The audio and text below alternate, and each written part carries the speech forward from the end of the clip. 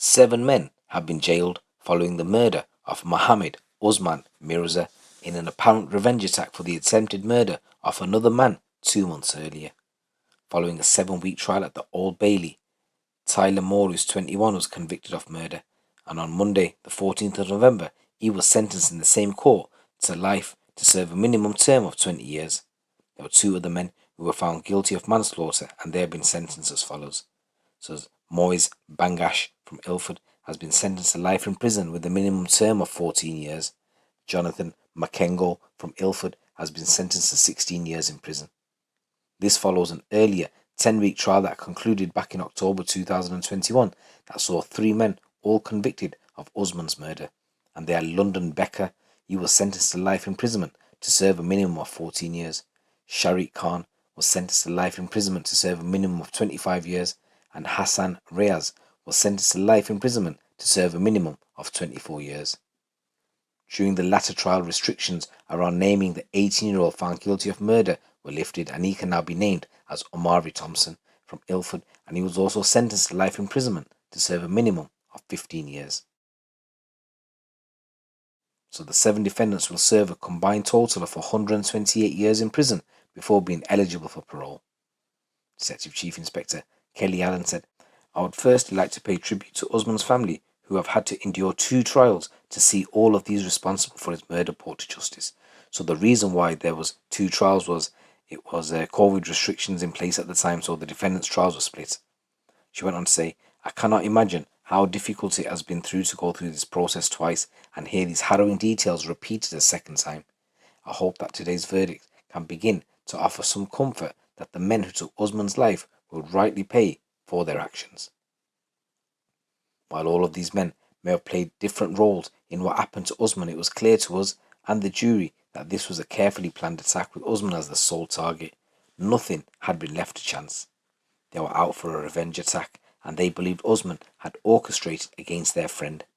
In the lead up to the attack, Khan and Bangash maintained an air of friendship with Usman despite the fact that their loyalties had changed. The jury heard that the attack on Usman was well planned, with a series of reconnaissance missions in key locations being carried out in the lead up to the actual ambush.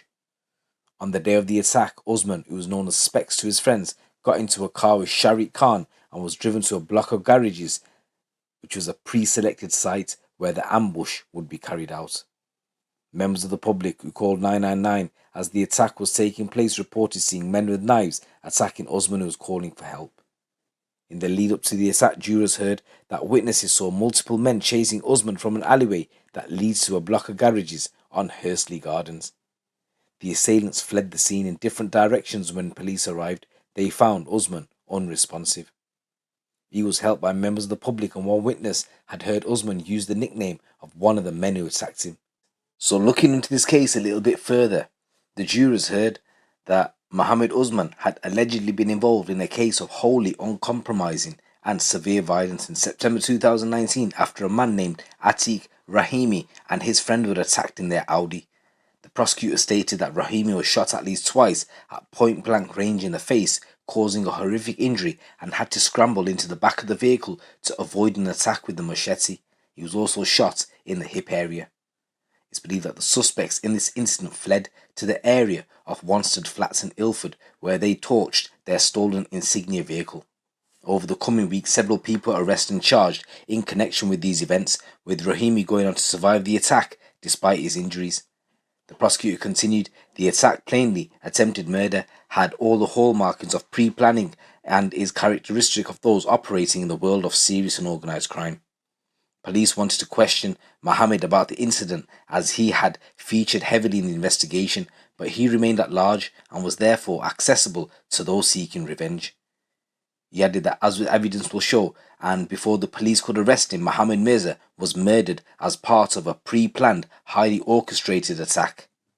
The court heard that Usman had counted the men as his trusted friends and had arranged to perform a robbery alongside Khan and Bangash that evening.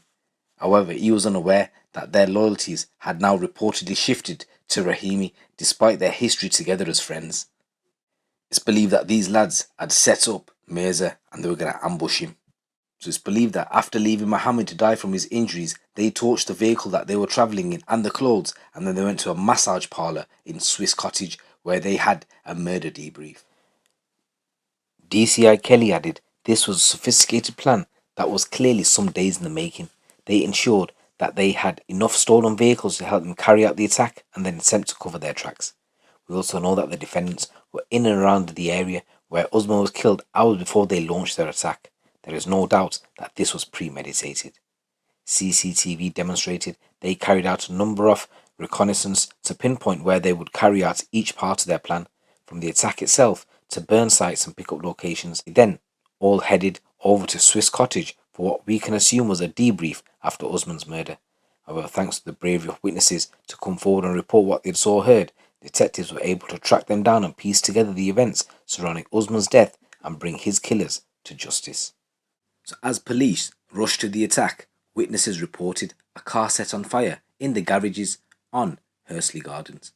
A witness reported hearing one male say to another, "Don't forget the petrol can." A short time later, the witness saw a light-coloured 4x4 type vehicle drive off as a red Peugeot burst into flames and smoke began to rise from the garages. This was later confirmed as the vehicle that Usman had got into with a man, Shariq Khan. The red Peugeot and the white 4x4, later confirmed to be a Chevrolet Captiva, were both burned out in the immediate aftermath of the murder. Later forensic analysis of the Chevrolet found DNA belonging to Khan and Beqa were present. Despite the fire damage, a number of clothing items inside the car were later matched to Khan, Makengo and Thompson. Later checks found the red Peugeot had been stolen during a burglary in Essex the day before Usman's murder. The Chevrolet was stolen during a knife-point robbery on October the 5th, 2019 in Ilford. Examination of CCTV footage showed both of these vehicles numerous times in the area around where Usman was attacked. During the course of an investigation by police, detectives discovered a third getaway vehicle, a Ford EcoSport. Our phone data suggested that the Ford EcoSport appears to have been parked on Express Drive. This car is then captured on CCTV, leaving the area at the same time the Captiva appears to have been set alight. This car was stolen during a burglary at an address in Chigwell on November the 17th, 2019, 2 days before the murder. There was a Vauxhall Mocha, also used by the defendants, was stolen from the same address. Police were able to link Shariq Khan to the EcoSport after further analysis of mobile phone data showed him in the area where the car was stolen from on November the 17th, 2019. The Vauxhall Mocha, stolen at the same time as the EcoSport, was stopped by police on November the 20th, 2019, 1 day after the murder. The two men in the car were arrested on suspicion of taking and driving away after initially attempting to run from police. A petrol can was found in the boot of the car, and forensic analysis confirmed Shariq Khan's DNA was present on it. There was a fifth vehicle, which was a legally owned black Volkswagen Polo, featured earlier in the day of the murder. Beqa was seen using the vehicle to purchase 3 cans of petrol, which were then given to Riaz. This car is also believed to have been used to help Khan and Riaz leave the murder scene after the Chevrolet was set alight. Fucking hell, these guys definitely tried to cover their tracks by not using 1, 2, 3, 4, but 5 cars. Absolute madness. So once again, I just want to say rest in peace, Mohammed Usman Mirza, and my condolences go out to your family. It's your boy GT. Keep it locked, keep it real.